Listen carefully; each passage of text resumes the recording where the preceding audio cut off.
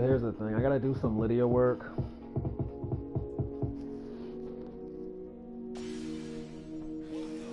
And I just always put it off just because the character is just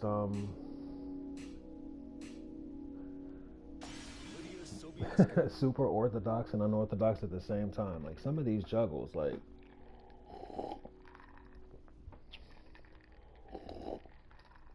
I mean, don't get me wrong, you know, jabronis put together, you know, their own little juggles and whatnot, but it seems that a lot of these juggles that kind of like don't seem to really register too well for me, they seem to be like standard for the character. So I just basically just got to figure out, you know, what's going to be done with this.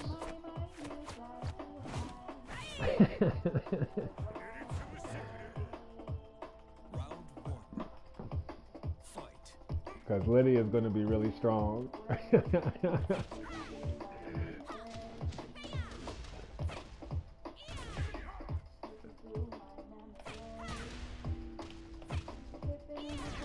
Wow, it doesn't track.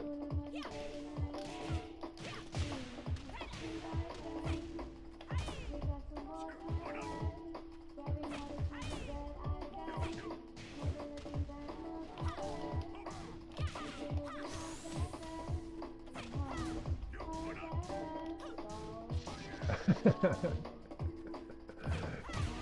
that move is crazy.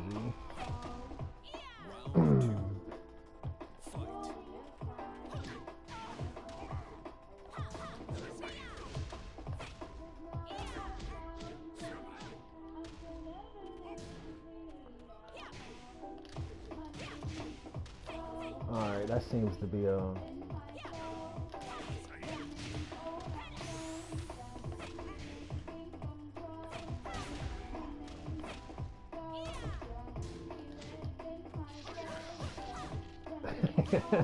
no.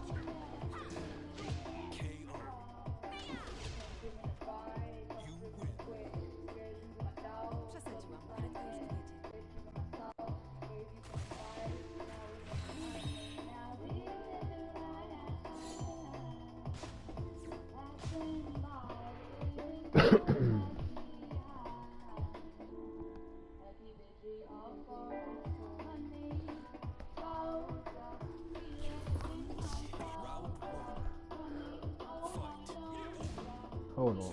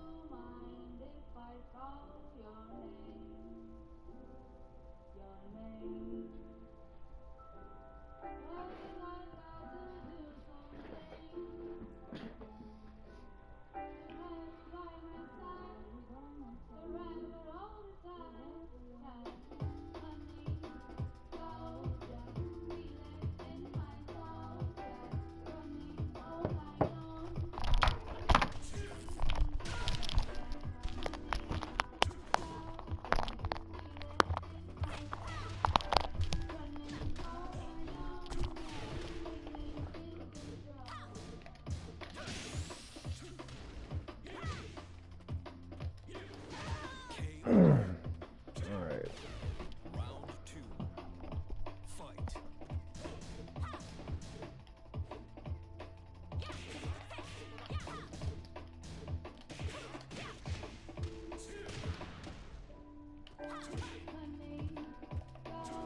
Dang.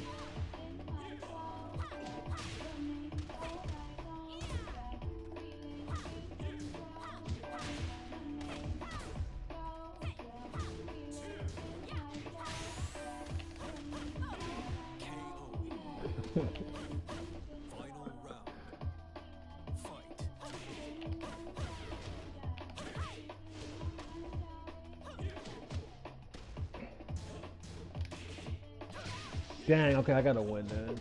Hold on, man.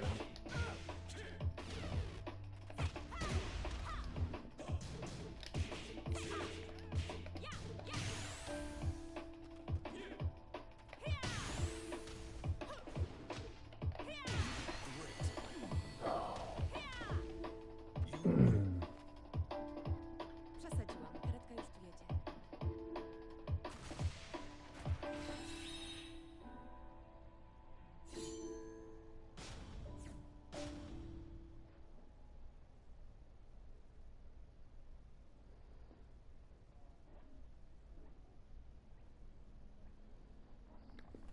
Non c'è spazio per i dilettanti. Round 1. Fight.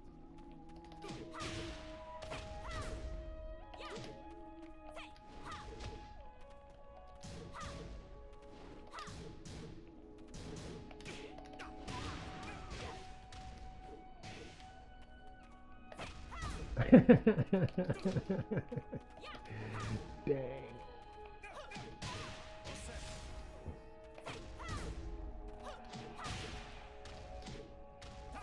Alright.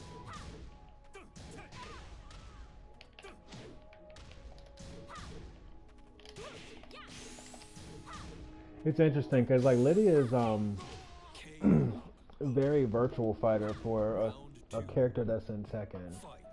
And it's interesting because I really thought Lydia was a virtual fighter character, to be honest. I mean, I'm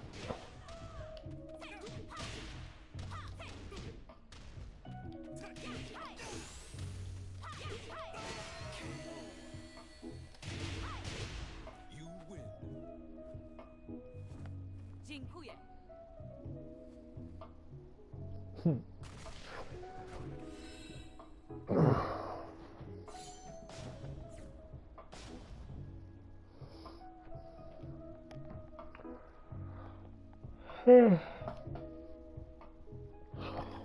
Non c'è spazio per i dilettanti.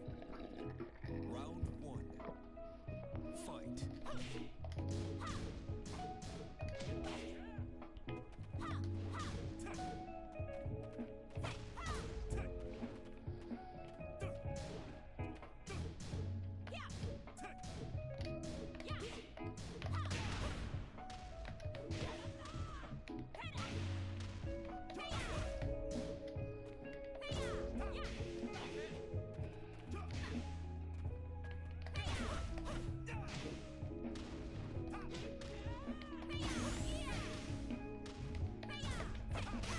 That's one thing that's kind of interesting about Lydia is like the fact that certain things have to be confirmed in order to go in the stance, Fight.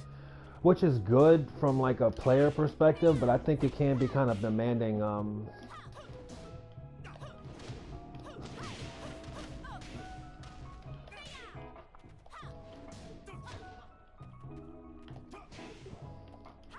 In the early stages to have to hit confirm.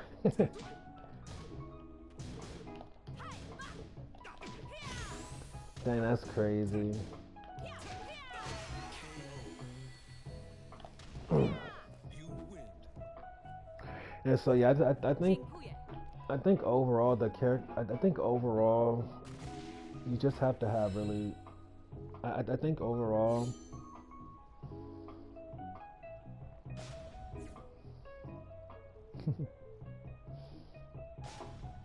Yeah, Lydia's a star.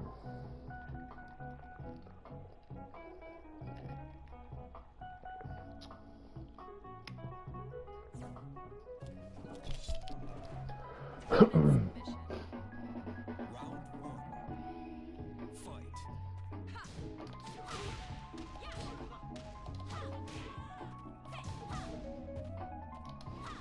You just have to. I think.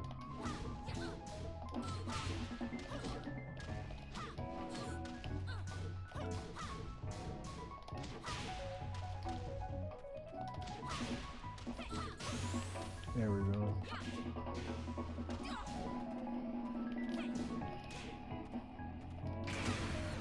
Dang.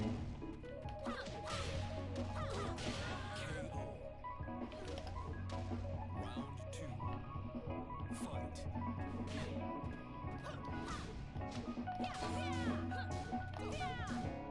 That was the move I was looking for. That move was crazy.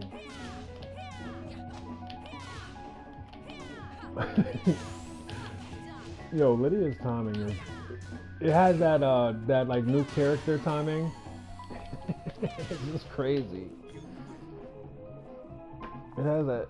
Dziękuję. I'm thinking, who else has timing like Lydia on this game?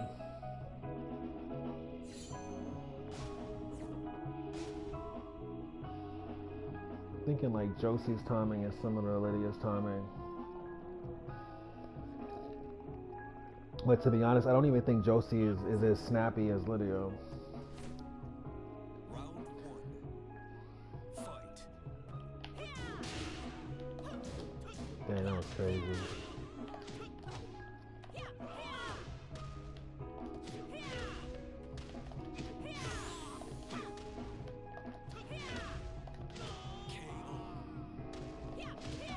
Round two.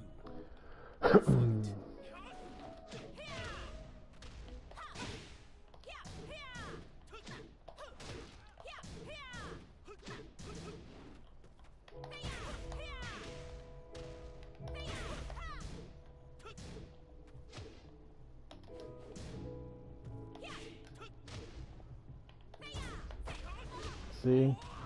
Having to hit confirm that is kind of... But then you do stuff like that. You win. Dziękuję.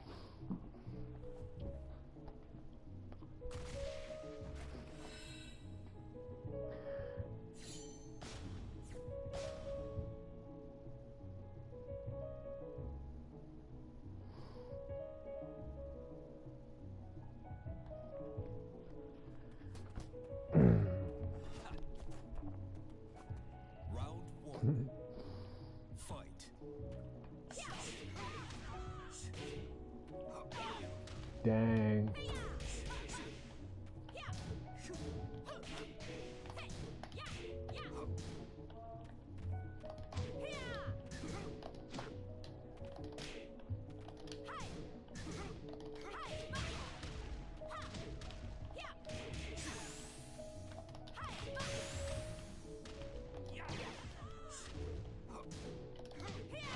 Great. Round two. Fight.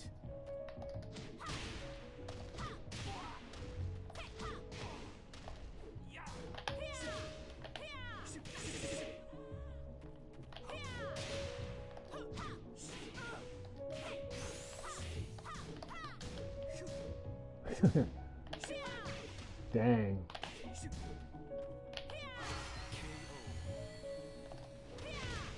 You win. Dziękuję. Round one. Fight.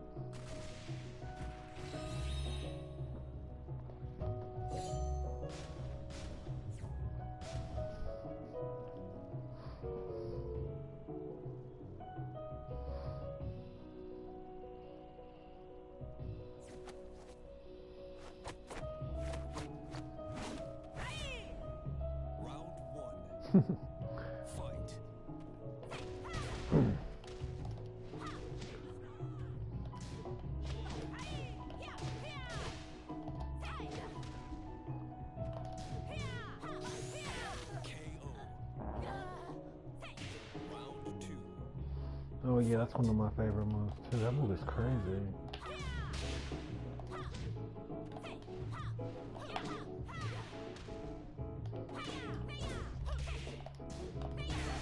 Wow, that would happen. You lose. Dziękuję.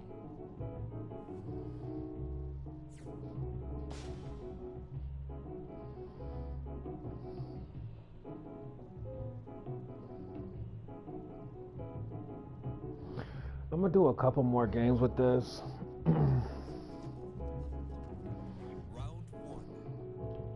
Fight. Like, I know for certain that the character isn't really ready for PlayStation, but I do have to take time out.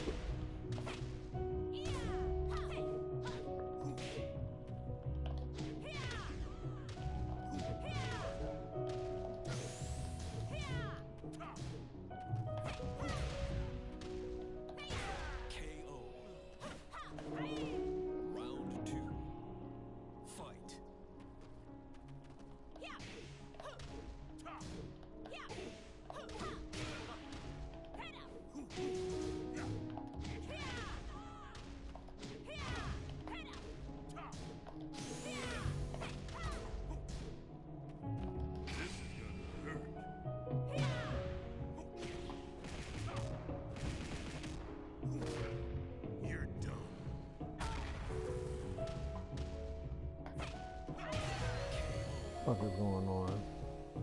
Muszę wygrać wizję przez pola.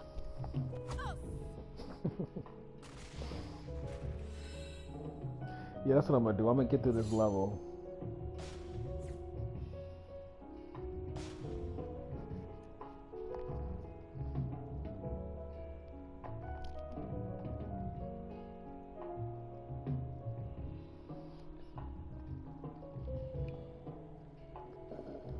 Your fate is already decided. Round one. Fight.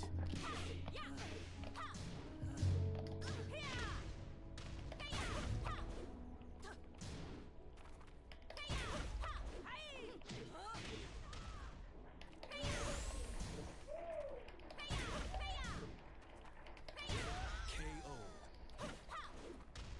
Round two. Fight.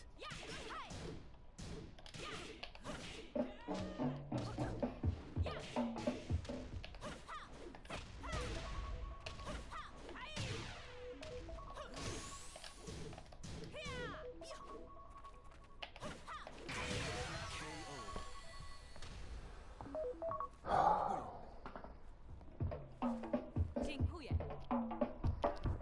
What is this?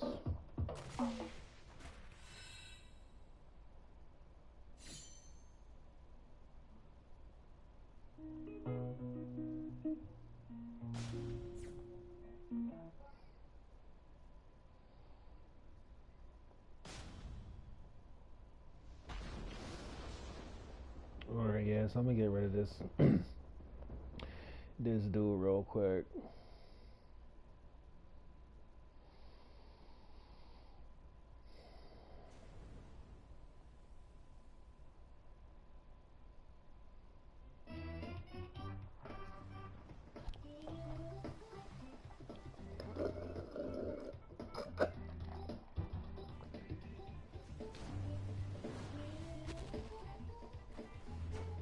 Round one.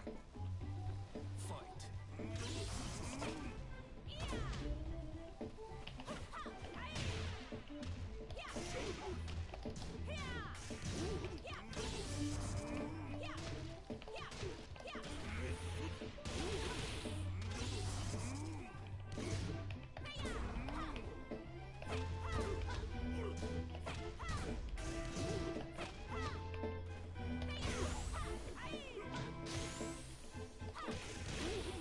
Dang.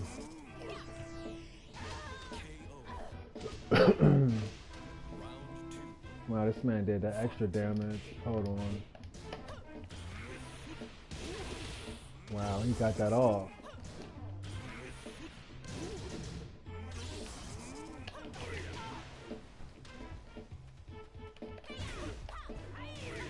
Wow.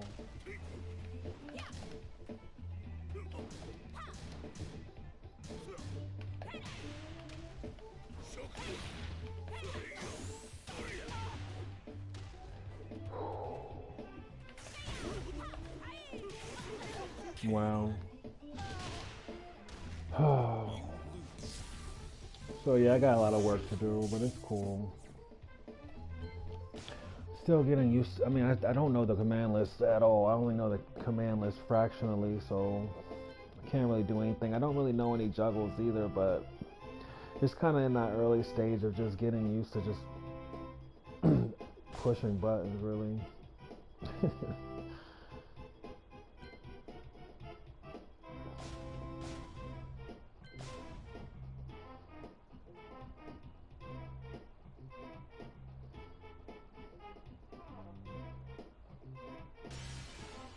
Welcome to the King of Iron Fist Tournament 7.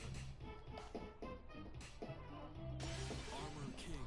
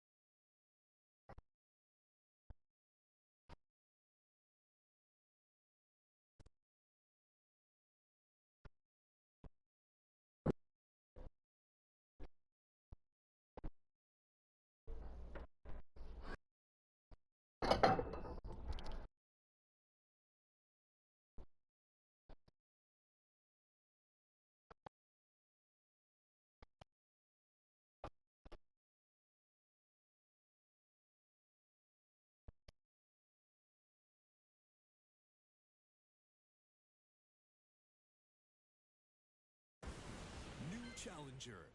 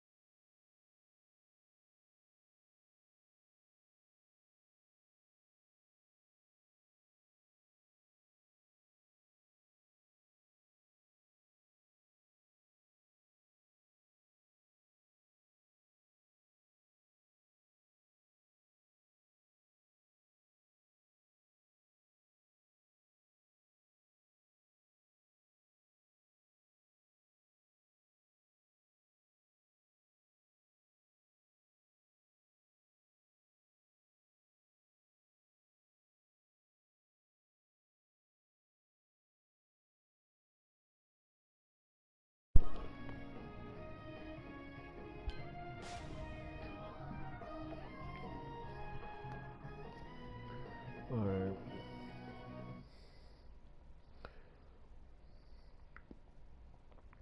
See, normally I really don't play quick match hard at all, but the thing about it is, these jabronis they've been blowing me up like real early, and it'll be wild because you'll be sitting here thinking, it's just a little day, you're just gonna go ahead and just, get your little early games in or whatnot, and these fools be ready.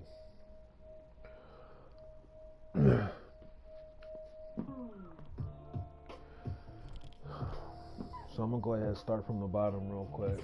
But you know what? They probably don't even want to play me in quick match. Hold on, man. See what's going on, man.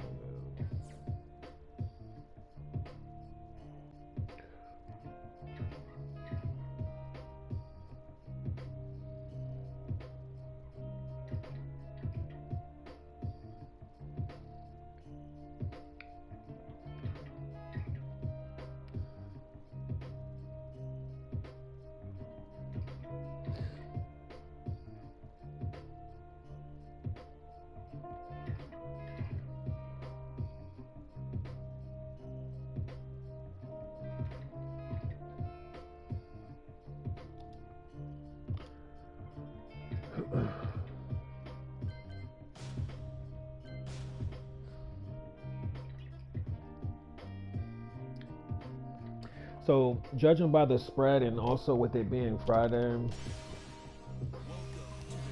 that basically just lets me know that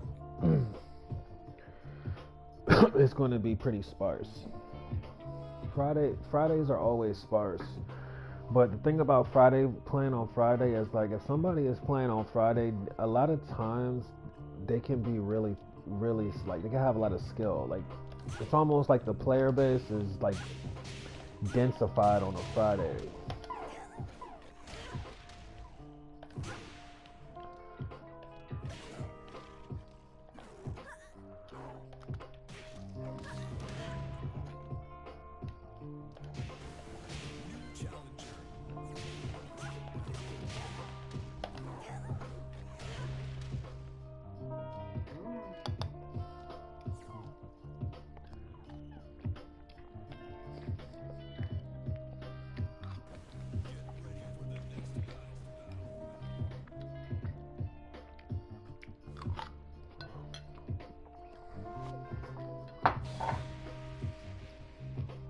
See what I'm saying? Look at this, man. So you know, this is why I'm playing quick match, because they really come at you like this.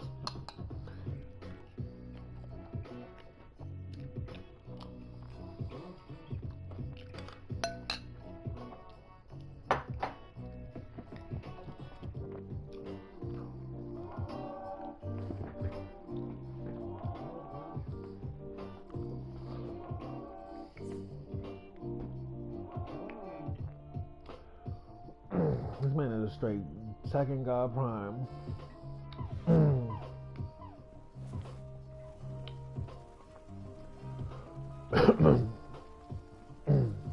We're gonna see if it's hacks or not. Fight.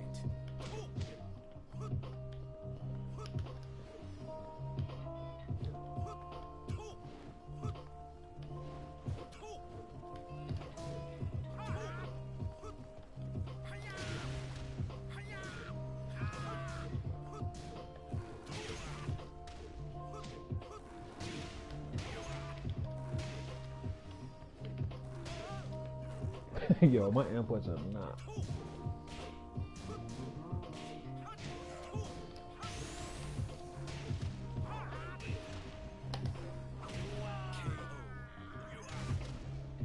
Round 2. Fight.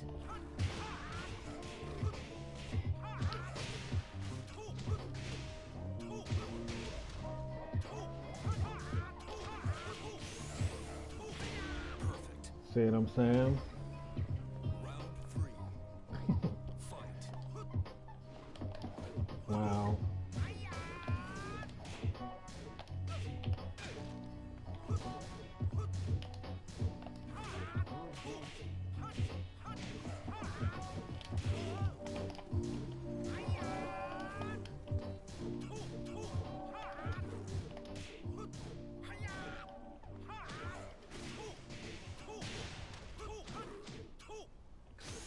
Wow. Wow, it's the wrong move.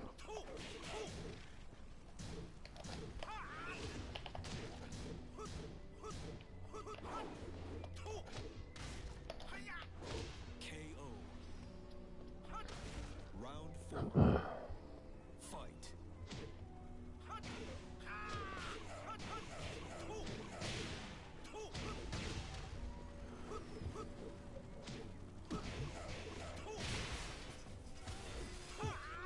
Yeah, they be getting so hyped from my Armor King. Like, what is like? Perfect. Yo, they be getting so hyped from my Armor King. Lose. Like, come on, man.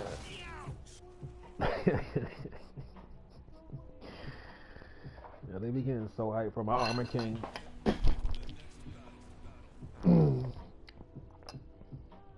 Yeah, they play Armor King like I'm playing King or something.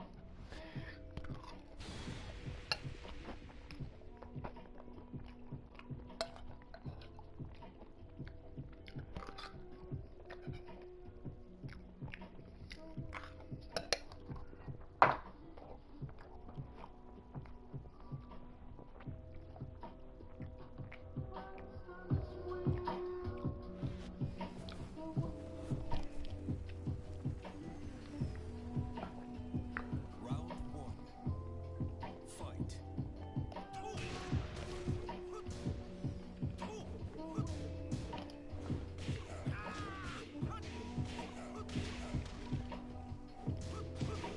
Wow.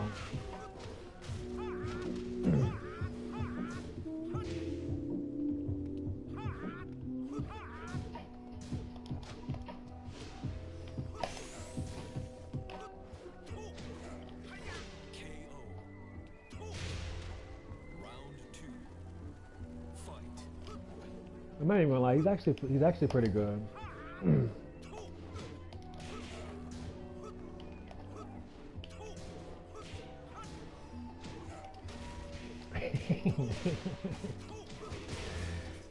Okay, yeah.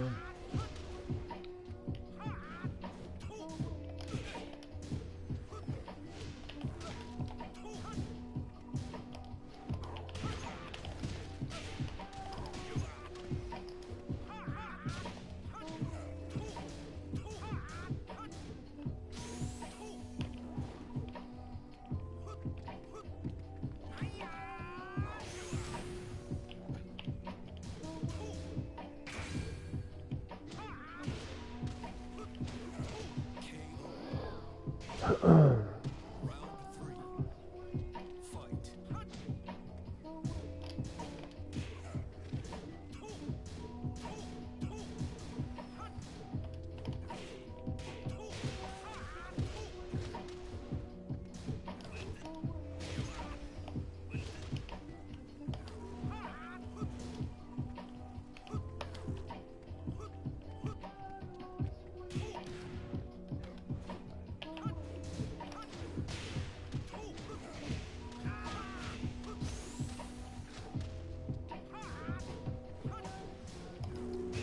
Wow, I keep doing the wrong move.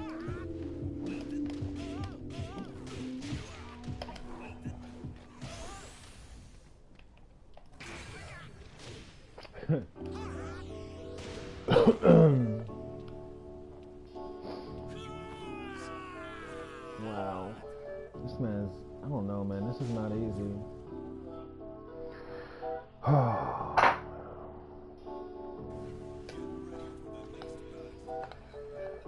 It's crazy because like I kind of know I gotta kind of like channel Eye of the Tiger right now. And I just kind of don't really have the energy for it.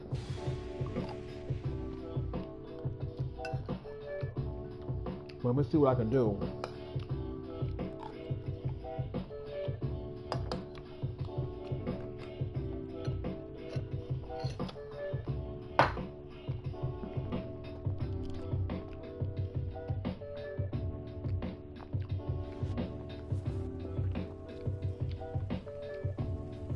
Round 1. Fight.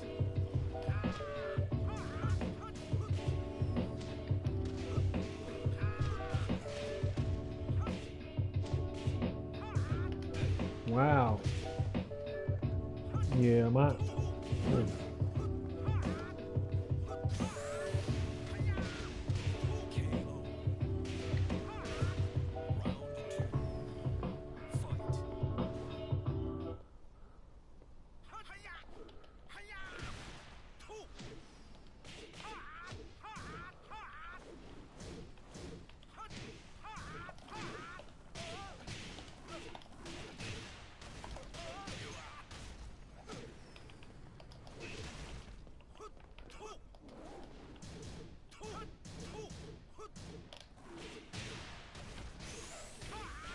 Fight. KO. Round 3. Oh man. Fight. All right, that's it, man. I had enough of this, man.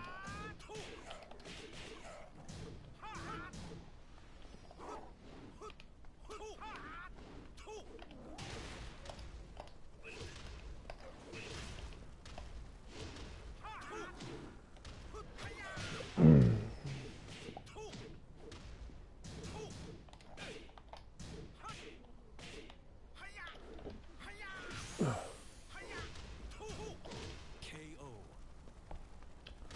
Yeah, he's good.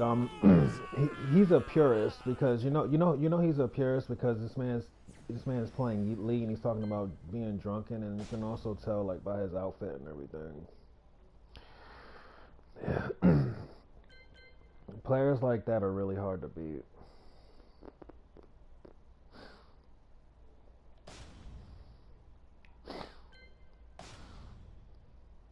And I knew they were going to do that too. That's why I tried to pull. That's why I tried to pull Armor King. I thought Armor King would have been enough to. I thought Armor King would have been like, almost overcompensating. I thought it would have been like a nice little blend. Welcome to the King of Iron Fist Tournament 7.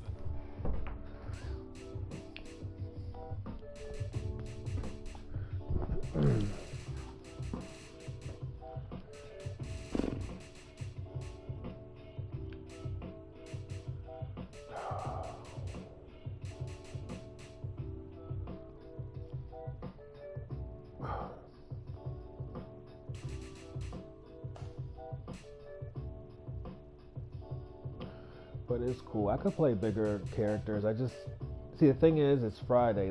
That's what it is. That's the type of stuff that will happen to you on a Friday.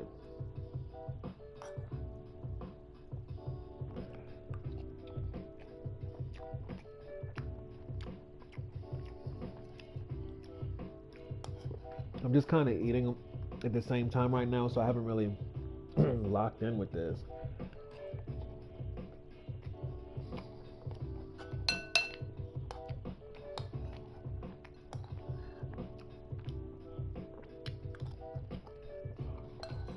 If it was earlier in the day, I think I think Armor King would have probably been a good choice. I just think maybe probably because it's this late in the afternoon. New challenger.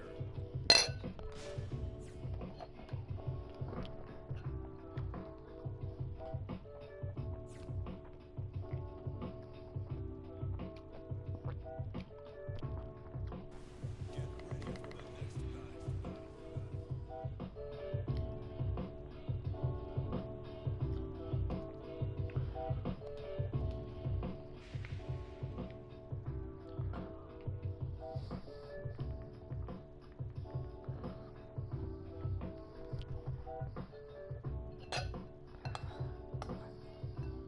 ready for the next battle.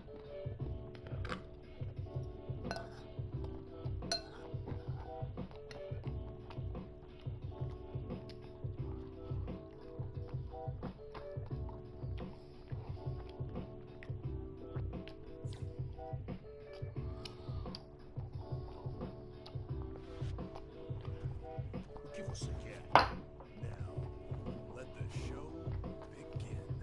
Round one. Fight.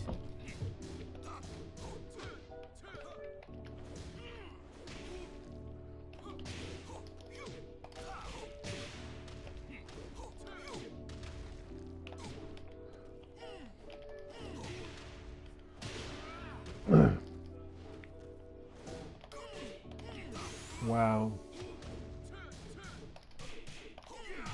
KO. Round two. Fight.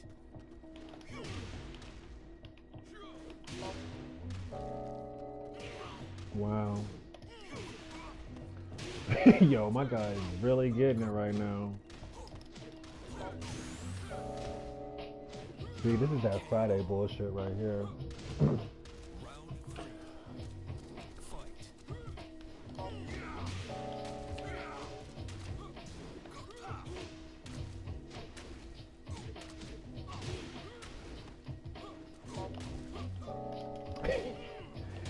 Dang.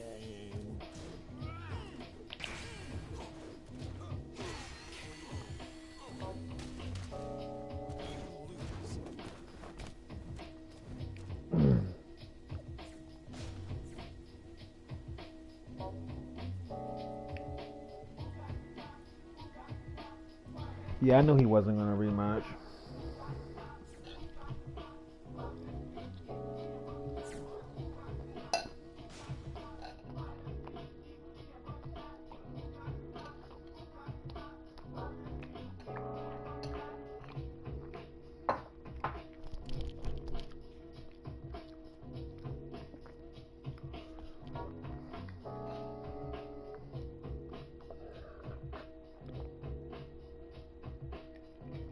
This is why I'm playing quick match.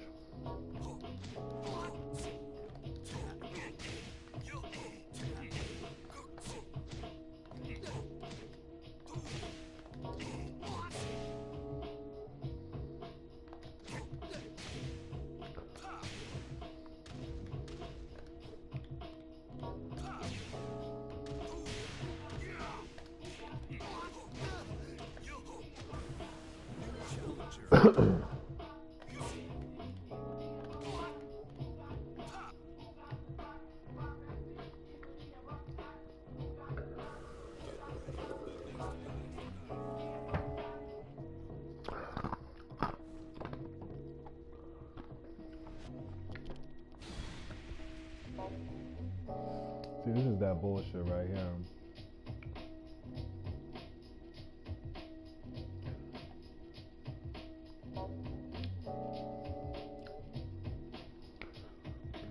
Is this man really first stand?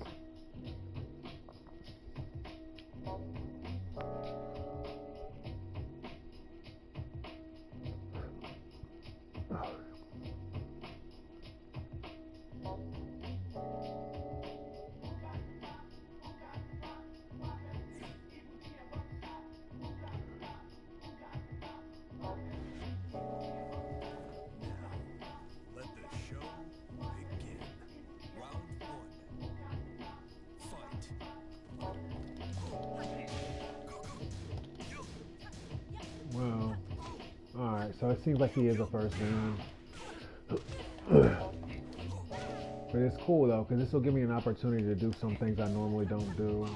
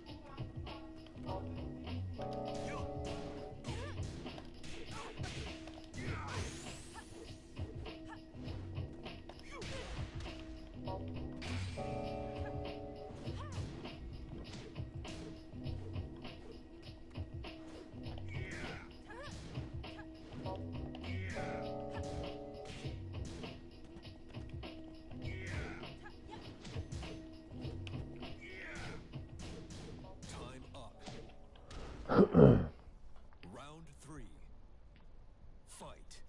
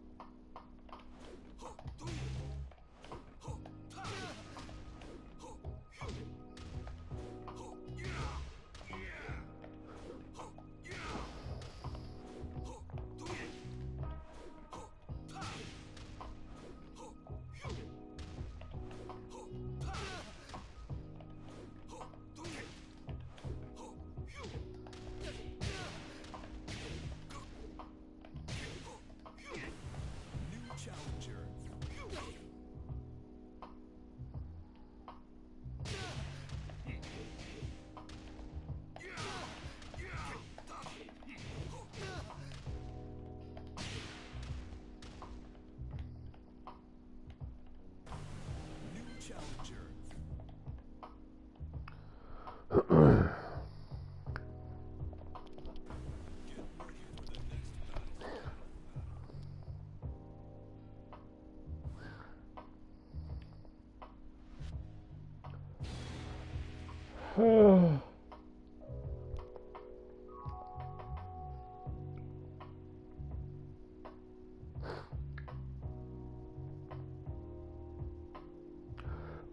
The one thing about Tekken on Friday is like,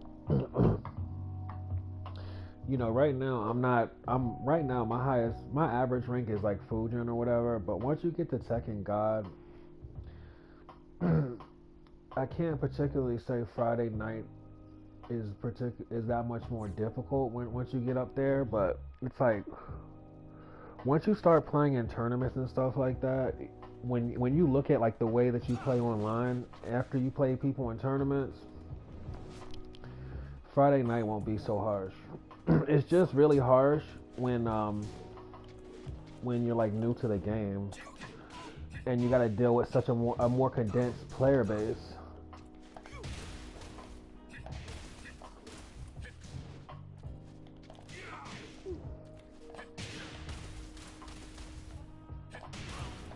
Man.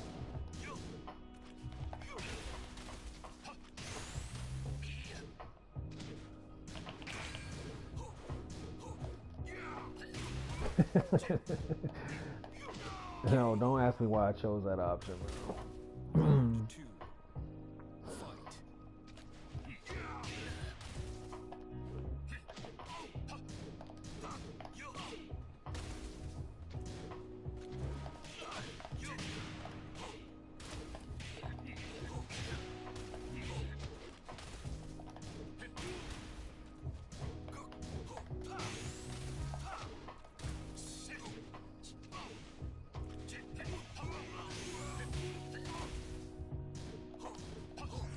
Wow, that would happen. Round 3. Fight.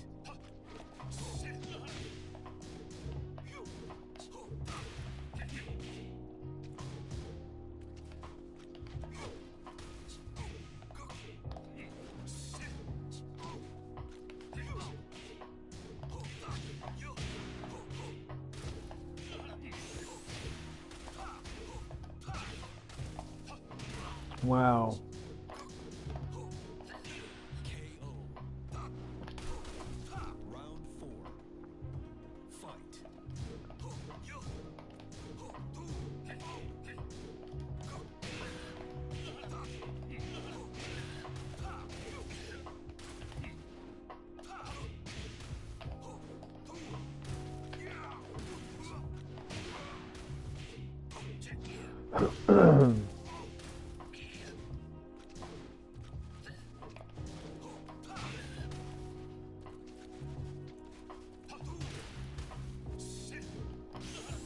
Wow. And you're gonna die though. Dang. This man better finish me off with this. You lose.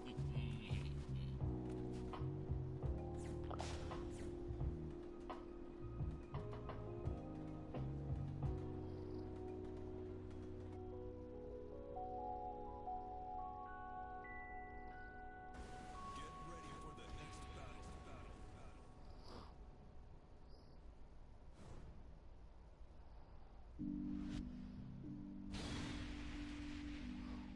I don't know. I don't know if I don't know if I really have it today to really be playing these dudes. I'm gonna be honest. I'm kind of struggling to lock in, and I think what that really means is that I just need to practice. Round I think my meter has run down.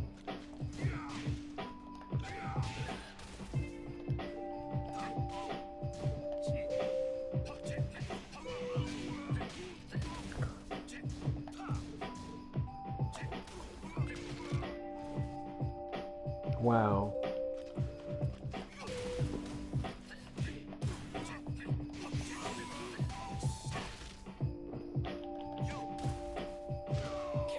Round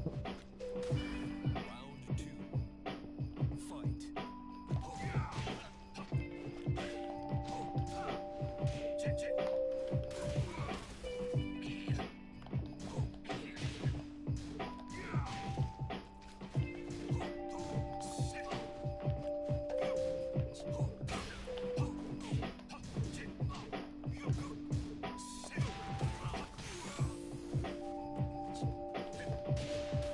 Fight. Dang. Round 3. Fight.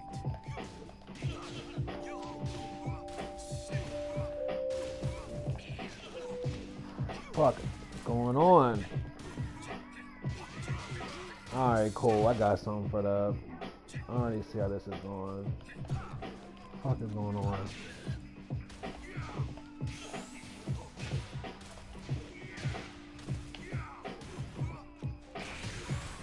Dang. Yo, they be too ready for my vibe, man. Yo, these dudes is too ready for me today. They way too ready. Hold on, man.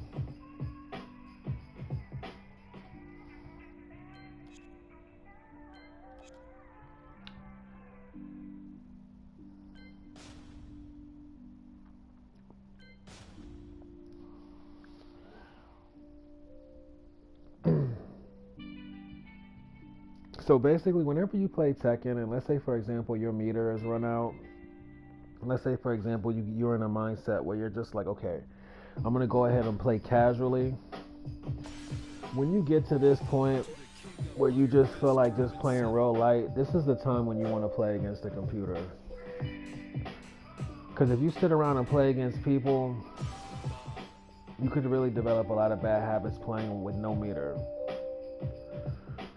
It just means that you won't really be able to do anything challenging without really like adding additional drain. And when you don't have any meter, it's almost like basically like driving on E. So playing against the computer is really cool because you can just chill and just try to figure out different things or whatever. Like for example with Bob, I got to figure out this wave dash.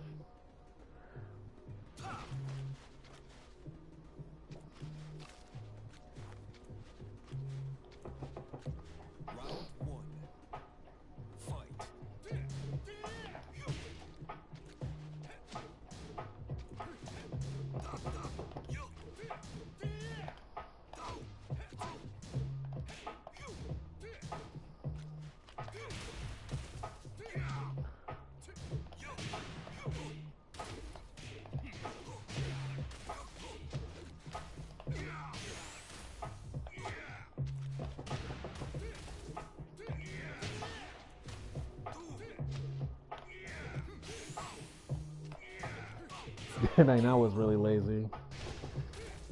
Round 2. Fight. Dang, Bob is a Tekken God Omega on here? It's crazy. I haven't played Bob in this mode in a long time.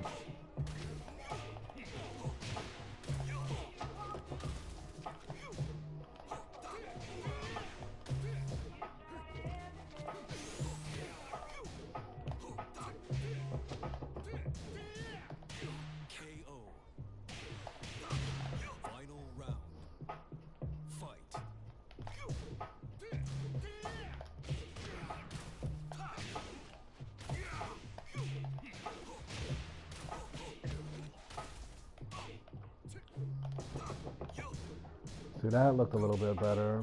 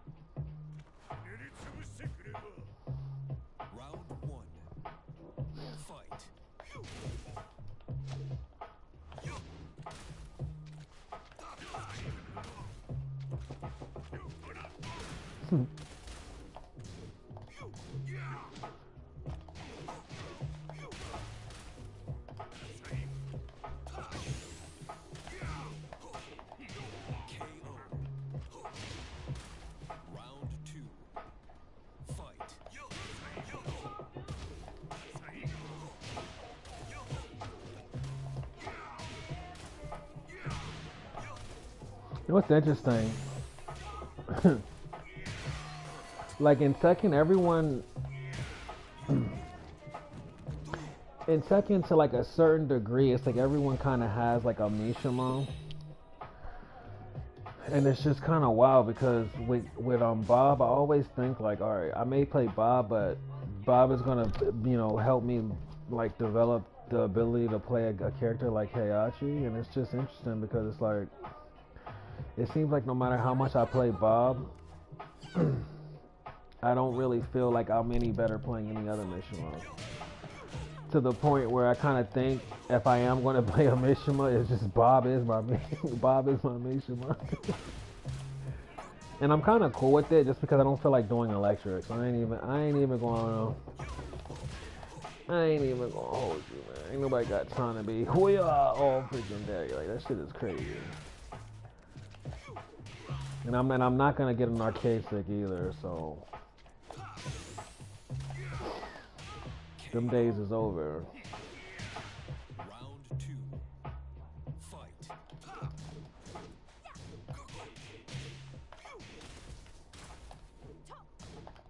The one thing I do miss about an arcade stick though is I miss how loud the arcade stick is. I ain't even gonna fake, man.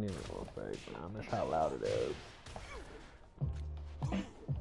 And like with my hitbox, the one thing I kind of miss about my hitbox is that I just when you get really proficient at using hitbox, it's almost like playing a piano.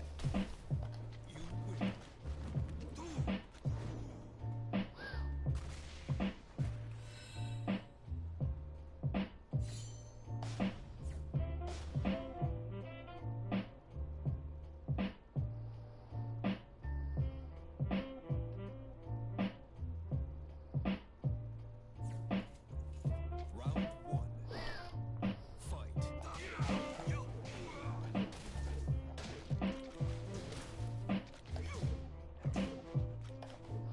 The wild thing about other control methods is like they're really good for learning, but KO.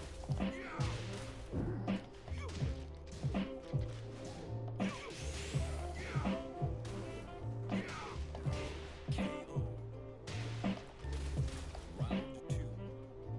Fight.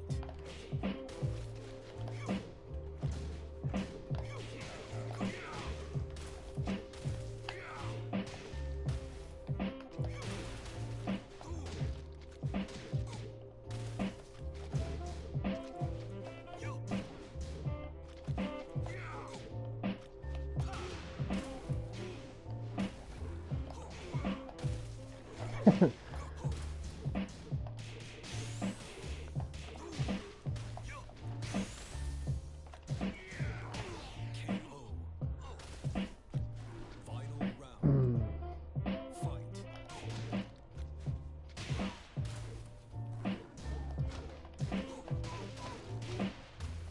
wow.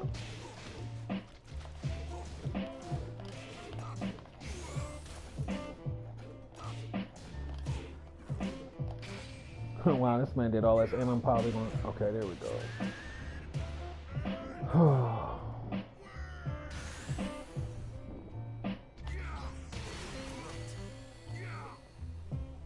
Not bad.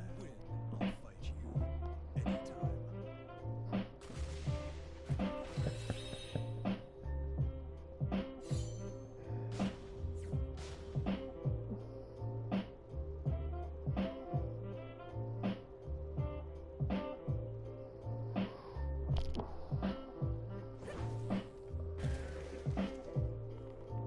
Round 1. Fight.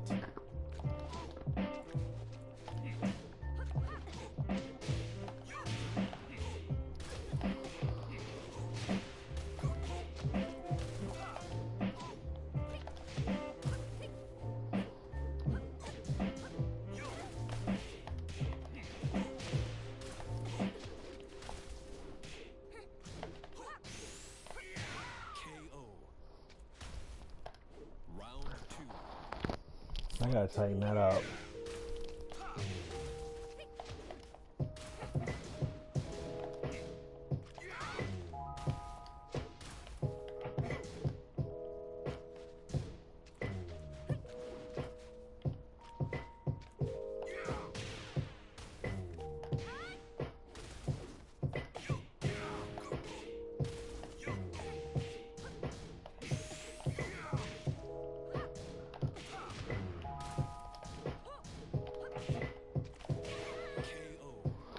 I had no idea so much was going on in the background of this stage.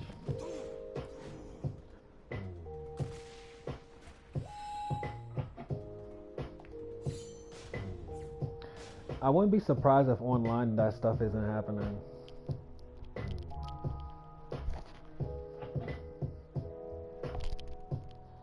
I had no idea there was like a whole train going on back there. Round one. Fight. Like, one thing that's weird though is this little truck right here and the way it moves.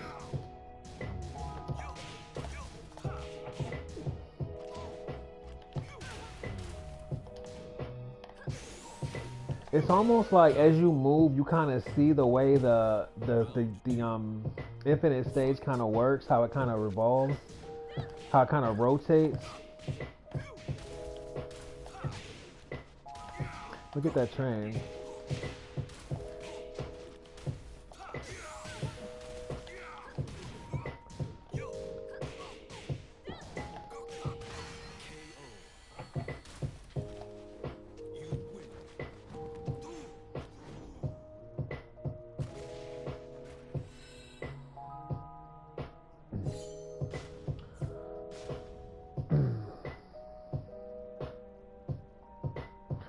I'm gonna be honest, this might be probably the shortest little Tekken video I make. I'm just really drained.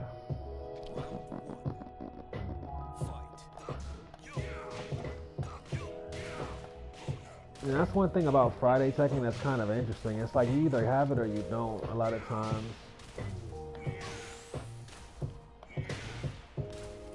I feel like Friday is a lot harder of a day than I remember it.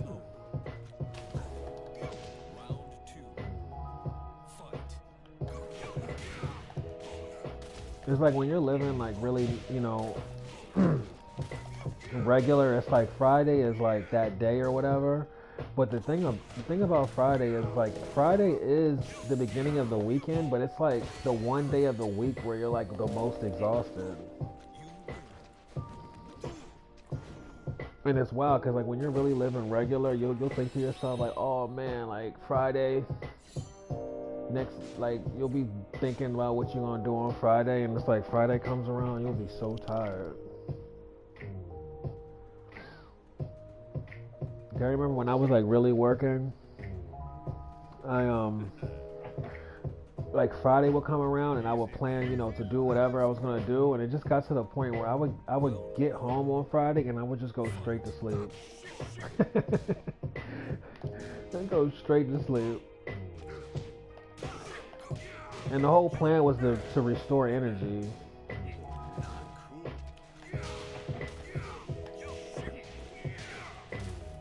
Otherwise, what would end up happening on Friday is like, for example, if I were to start drinking or something on Friday,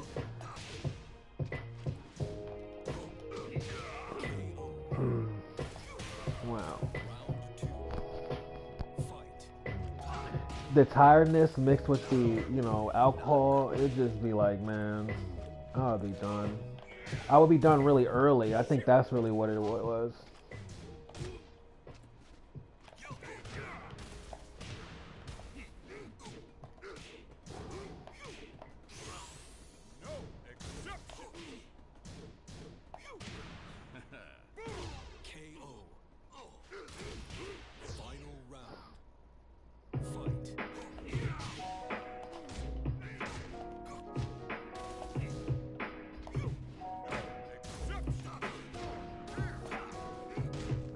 Yo, my guy got this defense up.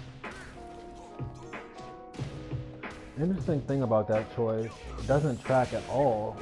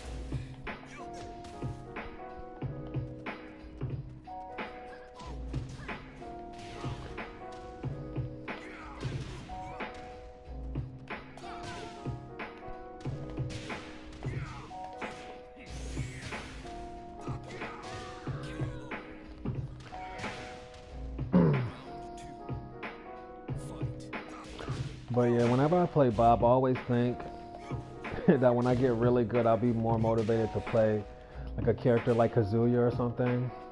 But even when I compare playing Bob to like playing Armor King,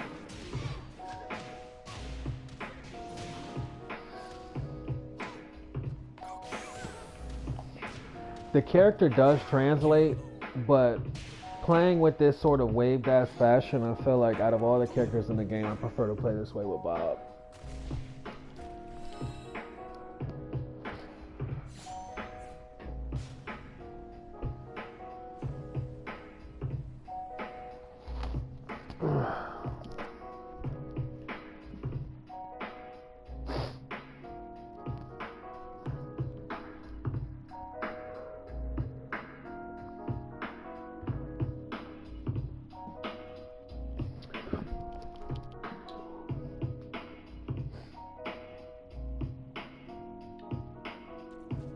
Non farmi perdere tempo.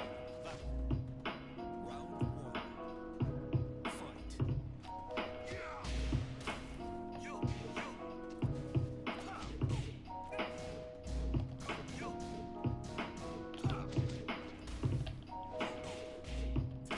Yo, why can't I get a wall? That's what I'm trying to figure out.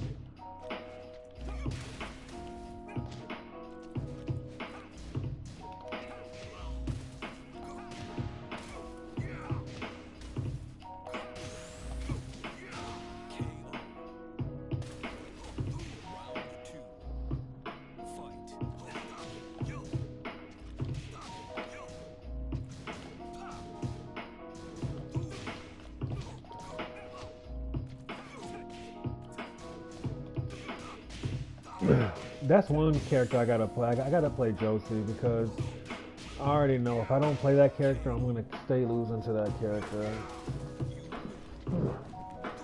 And I just don't feel like going through the saga with so many characters. Like I got so many characters that are like that. Like this. And the thing is, I can't play all of them. I already know I don't have the capacity to play all of them. So I might as well play the ones that I like.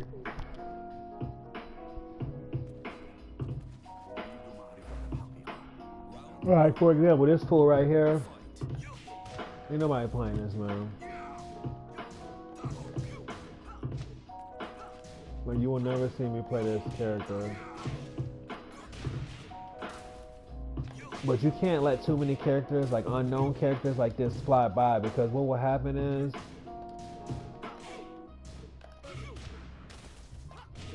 I'm trying to figure out what's going on with this bird.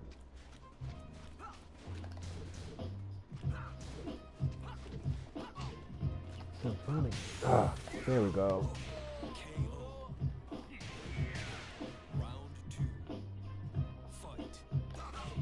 Yeah, you can't let too many characters go like this because what will happen is you only have so much space on your DVR, and when you have characters that can really do a lot of damage to you, like without you really knowing what's going on, you can't let too many of them linger, because if you let too many of them linger, then you can't really overcome them, and you'll stay losing to them. And what the problem with it is, when you get like, when your rank gets up and like you get really high up there, like you'll start thinking that you're like good or whatever, and then somebody will pull out those characters and be on that level, and it'll just feel like, you know what I mean, like you don't even really know what's going on all over again.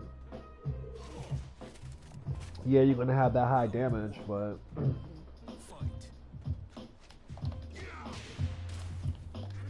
see, I gotta fix that.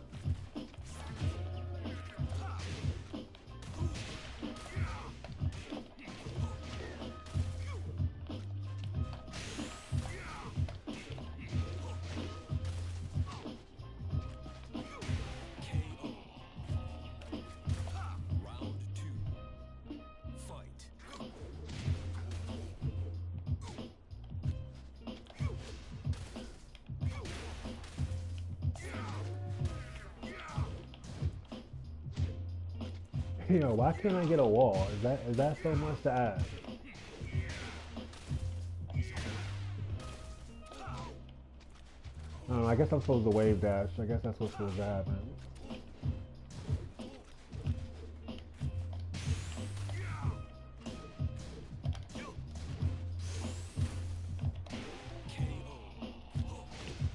But yeah, as far as control method, I think a lot of it has to do with the fact that I grew up playing PlayStation on a PlayStation controller. And for that reason, like my adeptness with the controller is just kind of like on infinity. With that in mind, comparing Tekken with a PlayStation controller versus like an arcade stick versus a hitbox,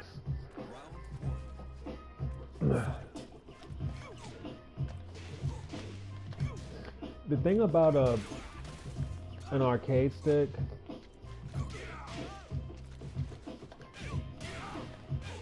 I think better yet to start with is the controller. The thing about the controller is this: the only downside of controller is the controller can be kind of cramped in the directional side of things.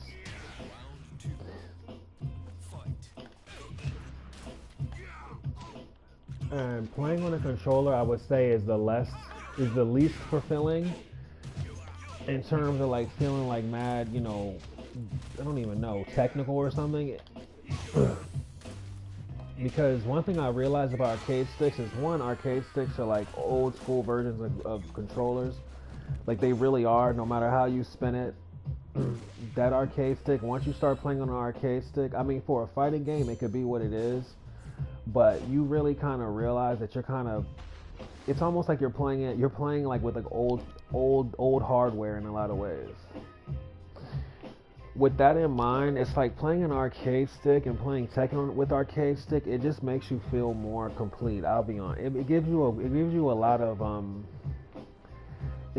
of feedback, and when you're playing Tekken, it just really makes you feel more like professional. Unfortunately, the drawback to playing on an arcade stick is no matter how you spin it, it's never going to be as fast as playing on a controller.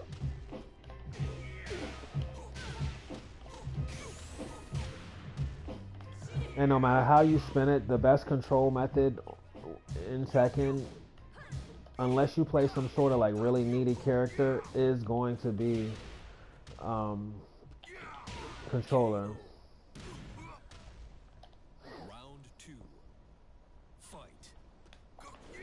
If I could like choose, like let's say for example, my objective was like to have the greatest wave dash.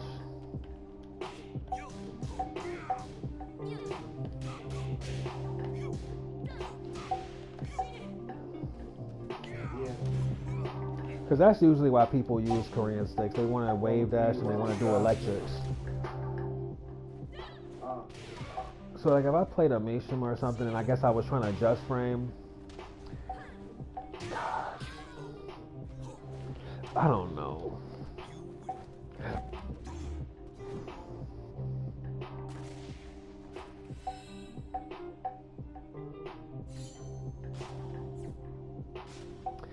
I'm just thinking of like wave dashing feels a little bit more effortless on an arcade stick because the way that you use so many different motions with your arm. But the big problem with arcade stick is like on the controller you only use your hands with the controller. With an arcade stick you have to use your arm and you have to use your wrist and your hands in order to maneuver an arcade stick like super fast.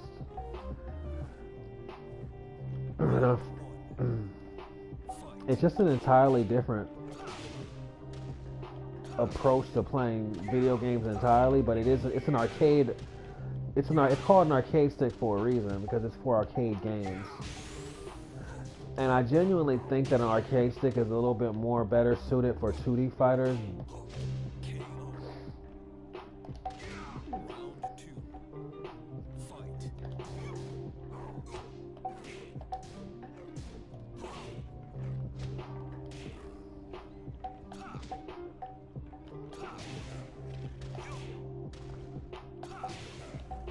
The one thing that I think is kind of like misleading is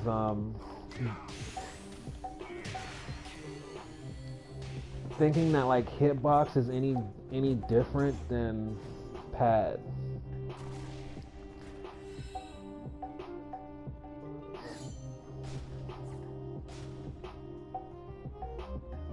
in terms of like accuracy. Cause like with the hitbox, you'll think to yourself like, okay, well if I push a button instead of a direction, then I should be like more precise. Especially when you kind of when you realize like the down button and the up button, the way that they're positioned on the hitbox. At first, it can seem kind of rudimentary or just kind of like awkward until you kind of realize that it makes you a little bit more accurate when you don't have to worry about ducking randomly.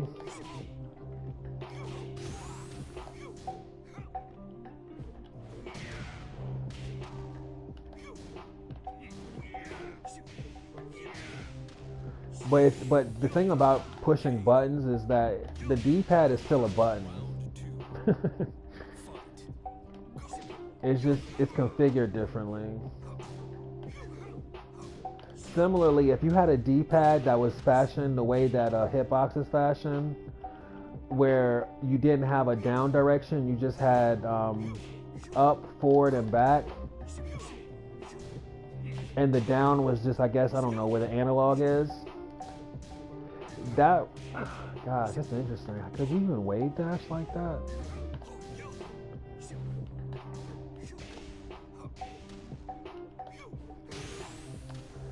I'll say this, because a hitbox uses your entire hand, it's a lot more relaxing when you're playing. Like it really feels like you're playing the piano. And if you're able to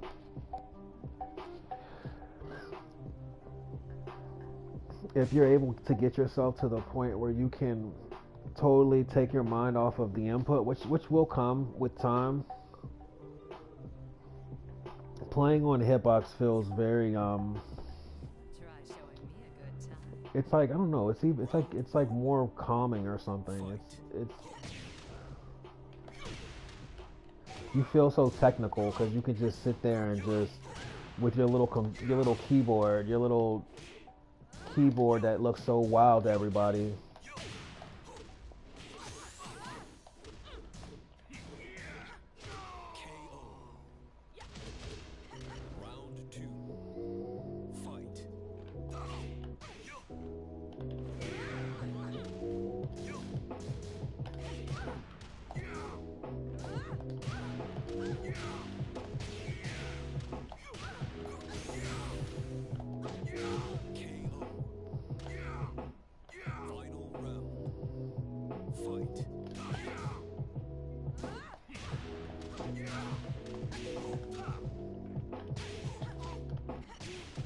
But yeah, I had a custom hitbox made. It was like the greatest hitbox ever made. Oh.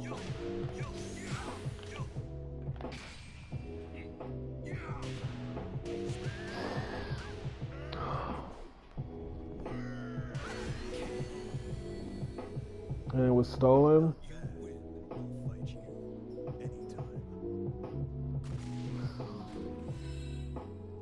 And after that, I just can't go back. Yeah, I think it was worth maybe like $550, somewhere around there. And now that I look back, when I think about Tekken 7 when it first came out and like why I didn't play it, I think that's the reason why. I think it has something to do with like I didn't have my hitbox, and I think I just didn't have a lot of experience playing on pad, and I was just really exhausted going from all the different input forms.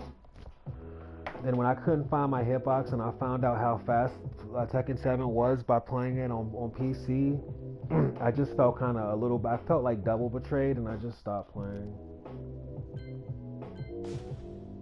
But looking back at it, I can't go back to playing on a hitbox again, and I also can't go back to playing on an arcade stick. I had an arcade stick, made it a great little arcade stick or whatever. The arcade stick burnt out, and after that, I feel like that was one of the best lessons for Tekken for me in regard to Tekken, because I'll admit I really did allow peer pressure to encourage me to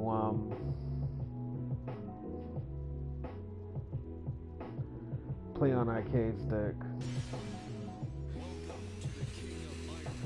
Everyone's like, oh yeah, you play Tekken.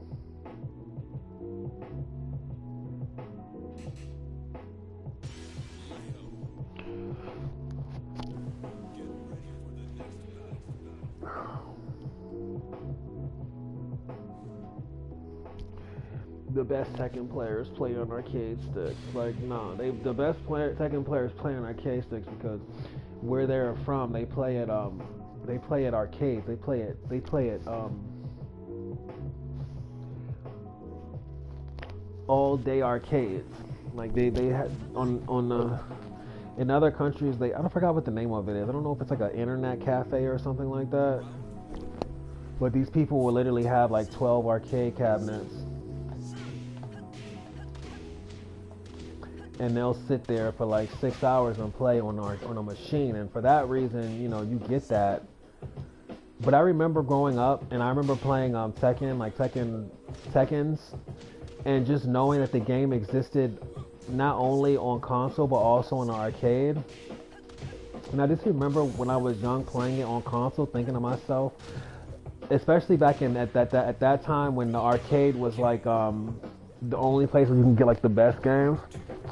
I just remember thinking to myself, like, yo, this is on console. I'm not going to play this in arcade. Like, this is so much more advanced. I was like, these controls are so much more proficient. And I'm just gonna cut it short. It's just the truth. Now, if you play other fighting games, I say more power to you, especially with like the arcade stick. But I will say, if all you play is Tekken, PlayStation controller is the best input device. The one thing about me in this arcade stick situation is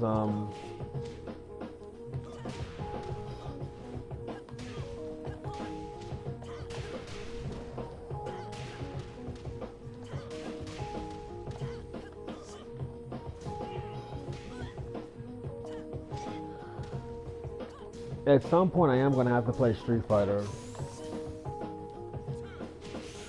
Wow, that move is so lame. How did it even hit?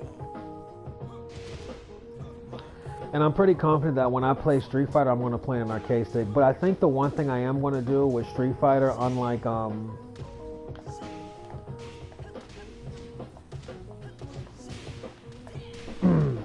I did before with my first arcade stick, is I think I'm just going to use a brawl stick. Like a tiny arcade stick.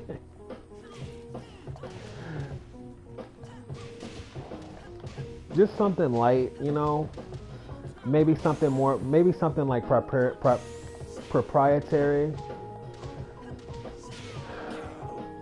I just don't want to get like real deep in the arcade stick game.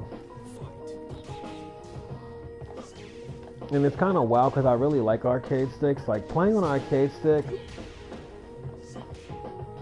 it makes you feel professional. And similar to the hitbox, once you become proficient at it, it can be somewhat relaxing.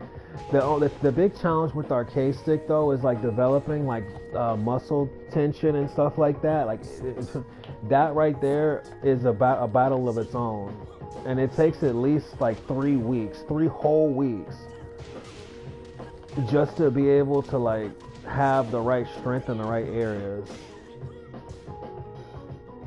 And it's a lonely, sad road. I'm gonna be honest. Like, if you think that you're supposed to be like good at Tekken playing with a controller,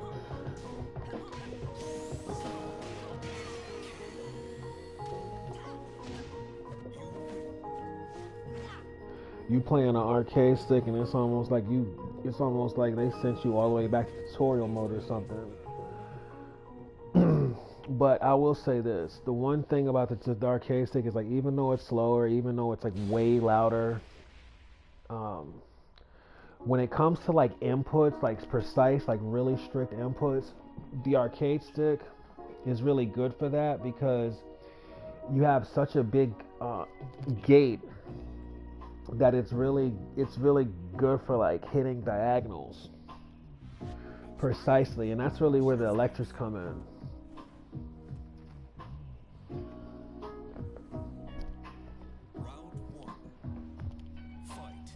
Also, one thing arcade stick does is it sort of takes like a command list and it makes it so that like when you perform a set of moves or whatever it is you do, the every input is better registered with an arcade stick because every movement is so much larger. Like like with a with a controller, everything is kind of like really compact and tight. You know, it's all like right there. It's like with the arcade stick, every movement is like massive compared to a controller. Similarly, with playing with a controller, and see, this is something I probably shouldn't say. This is almost like a secret. I don't even think this is even something that can be done anymore. But when it comes to playing with a controller in fighting games, what you want to do is get yourself to the point where you can play. Man, I should not say this.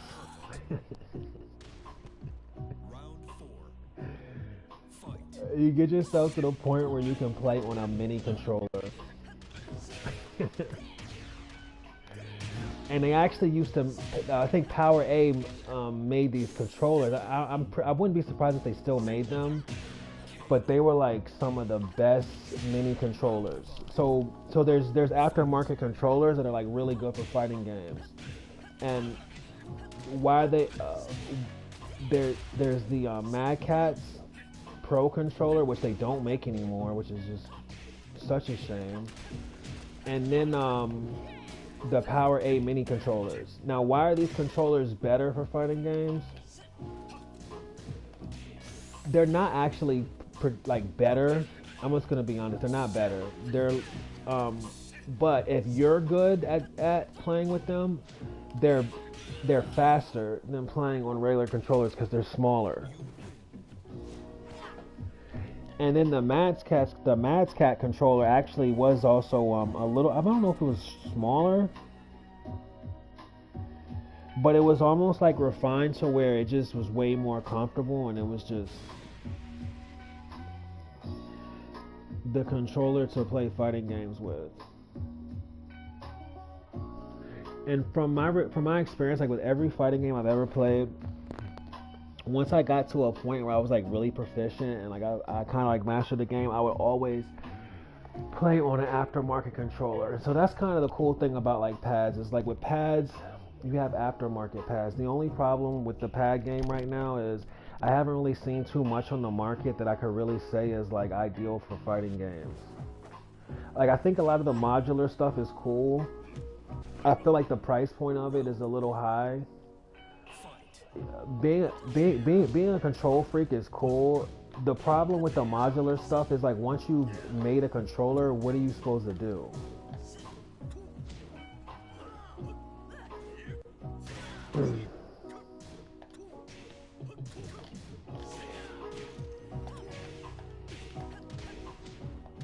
And then it's like playing special controllers on shooters. I mean, you could.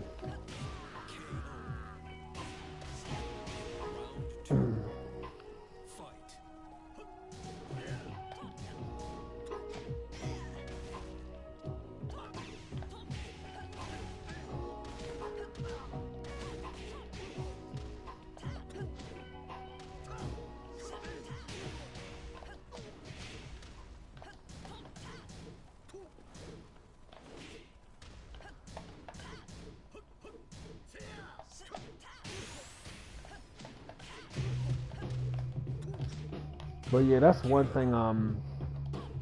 If I ever see the Mad Catz team, I want to tell them about. It's like that Mad Catz controller. We need that back. It's been around for such a long time. It's been around. I remember when the first one I ever played was on PlayStation 1. They had this Mad Catz controller, and they continued to make that controller all the way up into like I think like PlayStation 3 or something like that. But they had it in PlayStation 2 also. Speaking of PlayStation 3, this is another cool thing about pads, but this is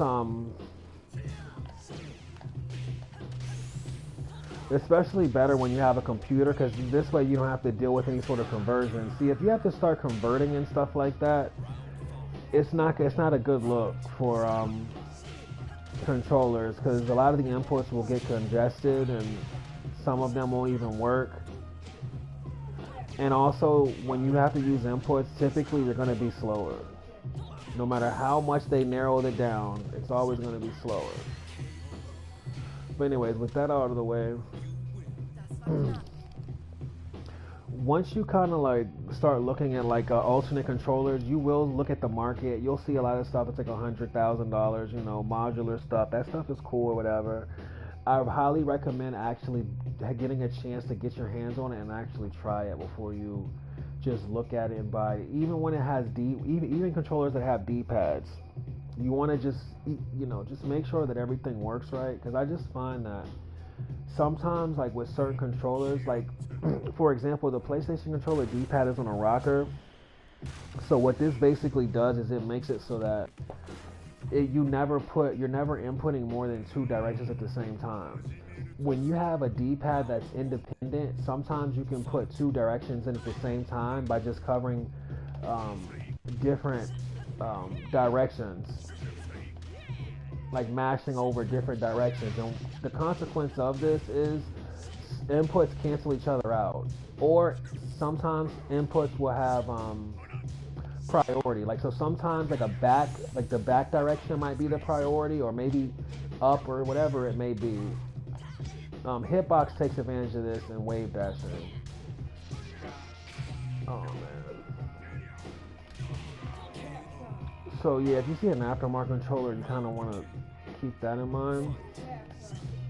But once you really get deep in the game, you know about the Power A Mini, and then you also know about the Mad Catz Turbo. Man, I'm saying way too much. But I'll be honest, the real easy bread and butter is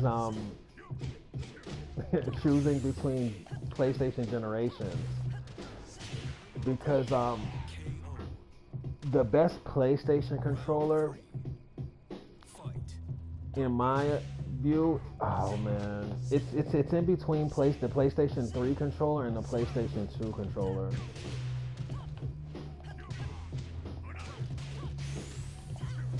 The only thing about the PlayStation 2 controller is it's really hard on your hands. The D-pad on the PlayStation 2 controller is like really like classic. But the PlayStation 2 because of how classic the D-pad is on it, oh my goodness, the controller is so crisp. It's like the most crisp controller you could play on. But it'll make your thumbs really raw. There's this one Jack player that's notorious for having raw thumbs. I can't believe I forgot what his name is. He's actually he's like one of the best Jack players out. But he always plays Jack, and he plays on pad. And it's wild because when I see him in tournaments, he ends up getting a raw thumb. And he'll be the type of person, when you use a PlayStation 2 controller, you'll end up playing like him, to where you'll have a like microfiber cloth or something like that over the D-pad just to reduce the friction.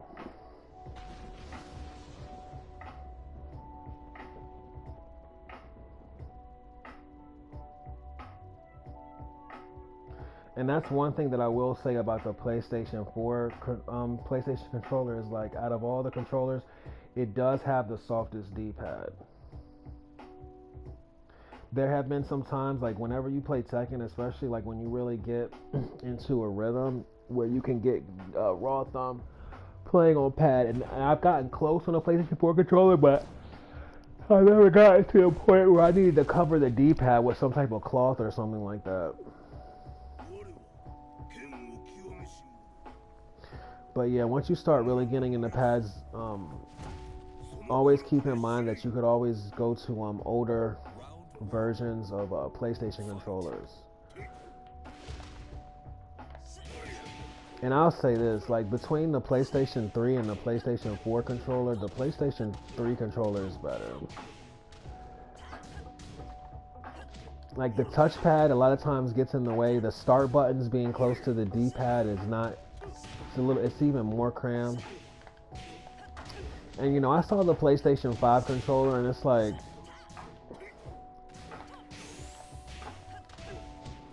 I see where they're going with it, but I just don't. I don't know.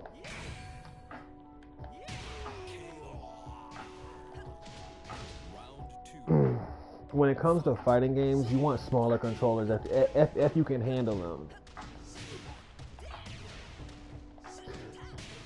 And then last but not least, with these aftermarket controllers, the only consequence of stuff like the the Power A minis and the Mad Catz controllers is the durability of them. Even though they feel like these incredible controllers and they have incredible durability, you'll find that they just don't last nearly as long as stock controllers do.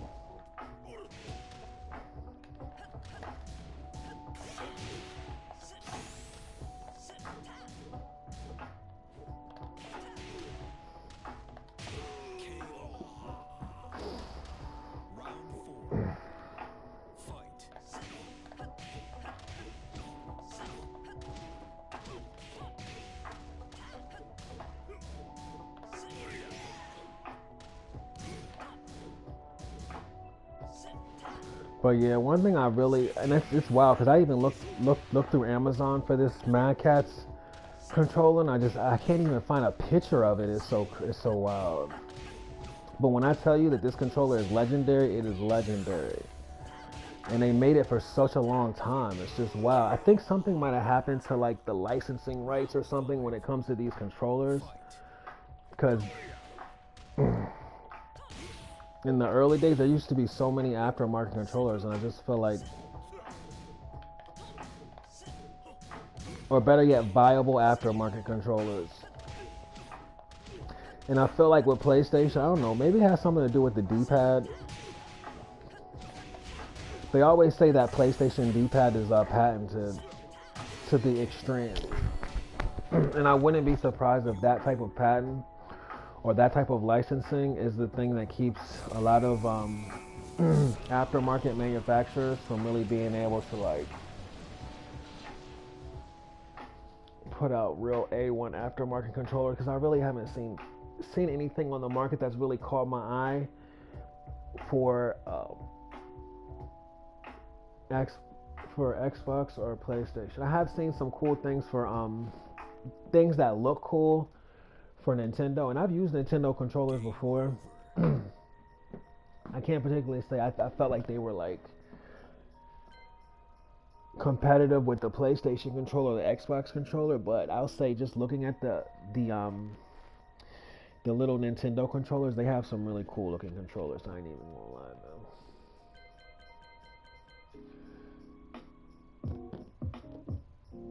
But yeah, that's it.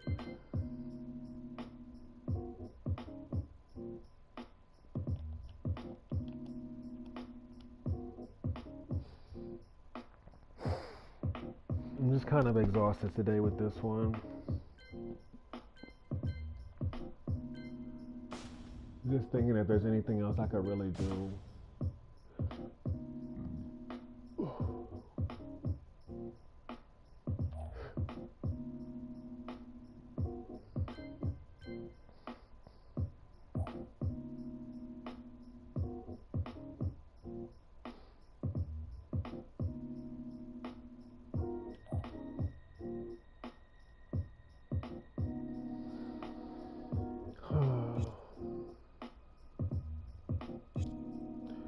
But yeah.